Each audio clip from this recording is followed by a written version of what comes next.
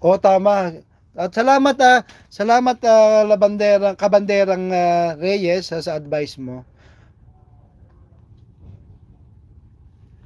Yeah, tama, crossbone. Diyan din ako diyan din ako bumibili ng mga pinamimigay ko o minsan pag maghanda ng mga tuna, diyan ako sa opisina. Salamat ka Bandera Reyes sa support ha. Ah, diyan marami kayong mabibili diyan sa Prabel sa opisina. Madami diyan mga frozen foods, frozen goods.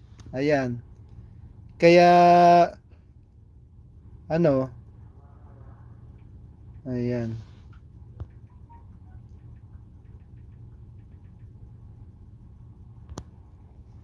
Ayan, narinig niyo na ako?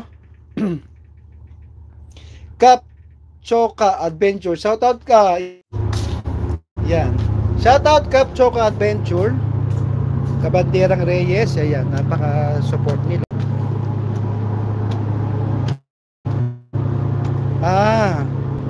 Kap Choka Adventure. Karga na yelo ngayon pala. Okay. Ingat-ingat lang. Kap Choka Adventure. Ingat-ingat sa paglak nyo. So ayan, nandito ako ngayon sa taas, sa helipad. Narinig nyo pa ba ako? Okay pa? Ayan. Dito yung chopper ko, si Falcon. Lumipat na kami dito kay Shirley.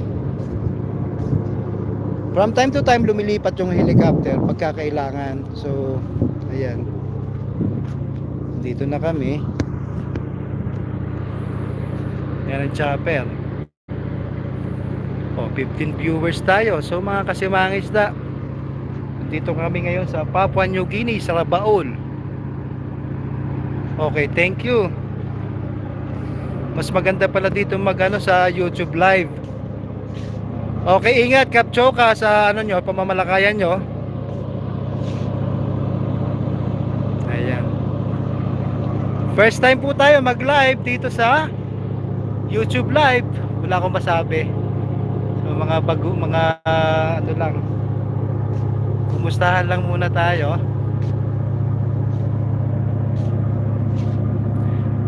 Medyo makulimlim pa, kita nyo dito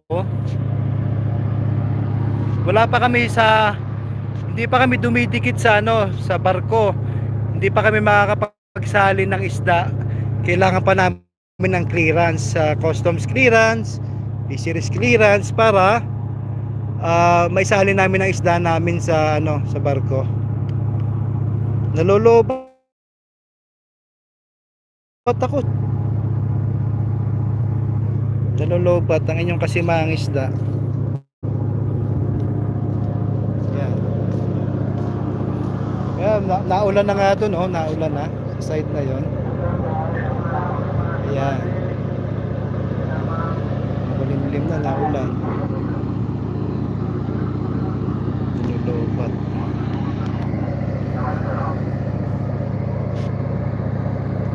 Thank you po sa panonood. Shoutout sa inyo lahat. Chaneliano, Kap Choka, Kabanderang Reyes, ayan, Crossbone, hanggang sa ulitin. Abangan nyo lang po, nag-upload ako ngayon ng mga videos. Napakahina po ng signal dito. Once kasi lumapit ka dito sa area, once na ganyan makulimlim, may ulan, talaga napakahina ng signal dito. Ayan.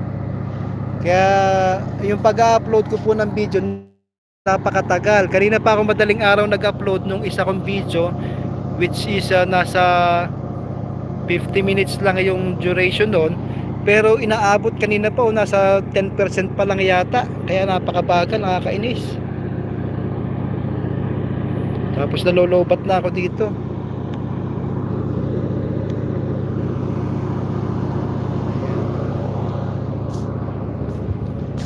Ramel Ariola, kabayan, shoutout. Ariola, alam ko mga Batanggenyo to Ramel Ariola, shoutout. Ayan. Nandito tayo ngayon sa Rabaul, Papua New Guinea. Na kay Purple Lilac tayo, okay, Shirley tayo nakasakay. Wala na tayo kay Marimar. Ayan. So nalolobat na talaga. Nakakainis naman. First time lang mag-live, kaya sinubukan ko lang dito. Dumaan lang sa wall ko na pwedeng mag-live. So ayan, kahit pa paano may nanonood.